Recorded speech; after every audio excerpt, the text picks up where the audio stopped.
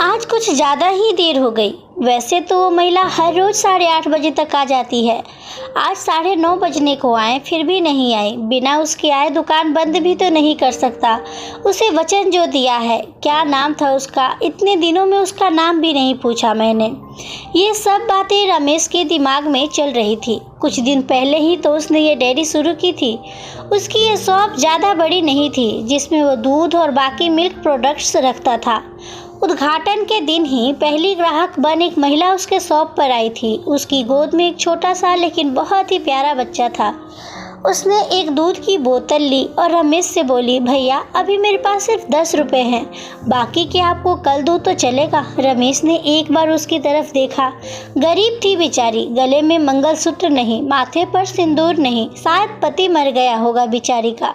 रमेश ने अंदाजा लगाया। पुरानी मैली साड़ी को कई जगह रफू किया हुआ था, माथे से पसीने की बूंदें बह रही थी। फिर उसकी नज़र उस मासूम बच्चे पर गई जिसके मैले चेहरे पर एक निष्पाप हंसी थी और अभी अभी आए 2 दांत उस हंसी को 4 चांद लगा रहे थे। रमेश ने उस महिला को तरफ देखा और बोला, कोई बात नहीं बहन, आप मुझे बाद में पैसे दे देना। बड़े समाधान के साथ महिला ने रमेश की तरफ देखा और बोली, भैया मैं ज़रूर आपको कल पैसे दे दूंगी। यही पास में ही उस दूसरी गली में छोटा सा घर है, वहीं रहती हूँ मैं। रमेश ने मुस्कुराते हुए बोला, कोई बात नहीं बहन, कल पैसे ना हो तो भी चलेगा, जब आपके पास होंगे तब दे देना। फिर वो महिला वहाँ से चली गई।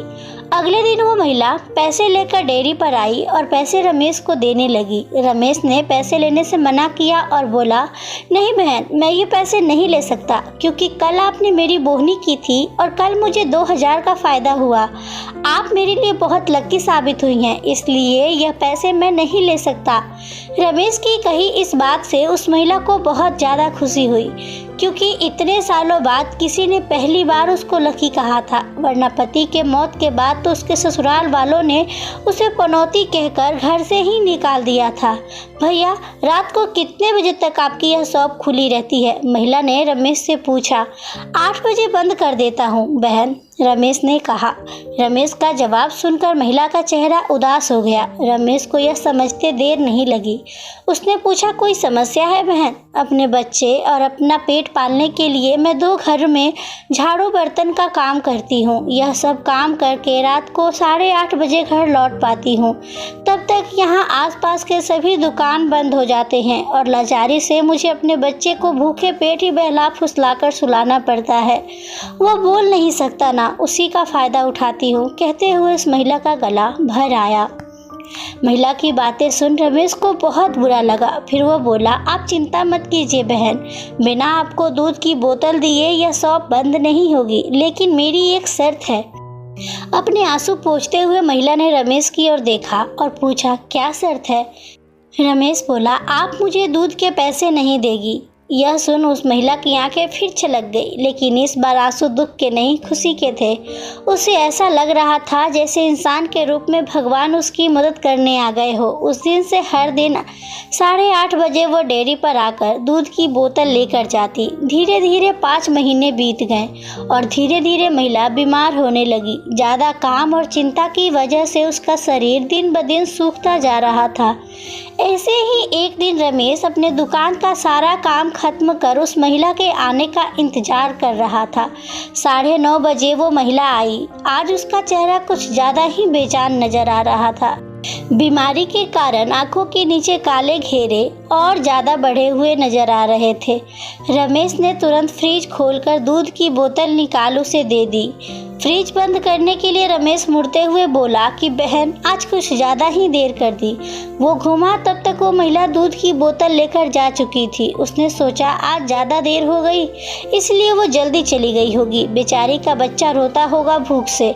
रमेश ने दुकान बंद की और घर चला गया। अगले दिन 8 बजे वो महिला शॉप पर आई और आकर बिना कुछ बोले खड़ी हो गई। हमेशा की तरह रमेश ने उसे दूध की बोतल दी।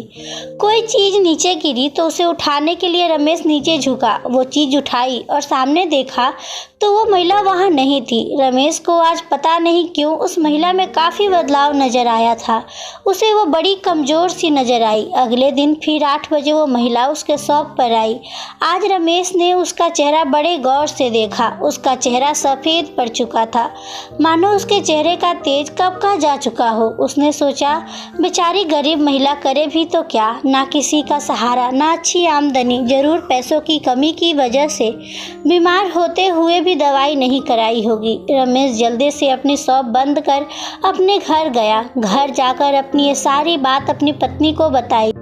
उसकी पत्नी भी उसकी ही तरह भले स्वभाव की थी। उसे भी उस महिला की परिस्थिति पर दुख हुआ। वह रमेश से बोली, ऐसा करते हैं, कल उस महिला के घर चलते हैं और उसे किसी अच्छे डॉक्टर को दिखा आते हैं। रमेश को अपनी पत्नी की बात सुन उस पर गर्व हुआ, क्योंकि उसके विचार भी उसी की तरह दूसरों के प्रति परोपकार के थे। अगले दिन सुबह दोनों उस महिला के घर जाने को रवाना हुए। रमेश को उसका पता ठीक से याद था। जब वे उस छोटी सी गली में पहुंचे तब वहां एक छोटा सा मकान था, जिसके आसपास दूर दूर तक और किसी का घर नहीं था। जैसे जैसे वे उस मकान की तरफ बढ़ते जा रहे थे, वहां एक बदबू तेज होती जा रही थी। दोनों उस मकान तक पहुंचे और दरवाज़ा खटखटाया ही था कि वो खुल गया और वो बदबू असहनीय रूप से बढ़ गई।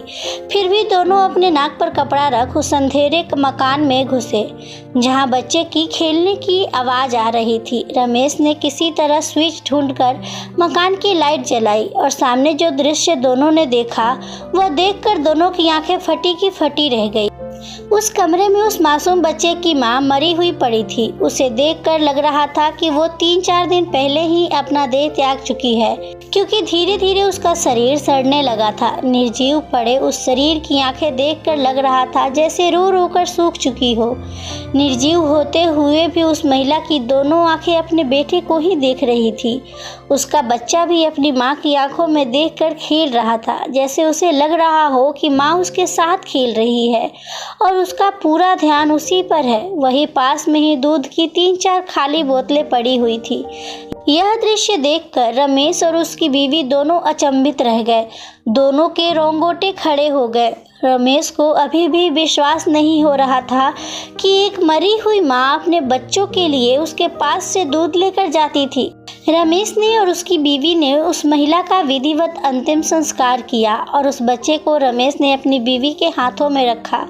उसने भी उस बच्चे को बड़े प्यार से लिया और दोनों ने उस बच्चे को गोद ले लिया। रमेश को अपनी पूरी जिंदगी यह ध्यान रहा कि उस बच्चे की माँ अभी भी उसके साथ है और उस पर नज़र रखे हुए है।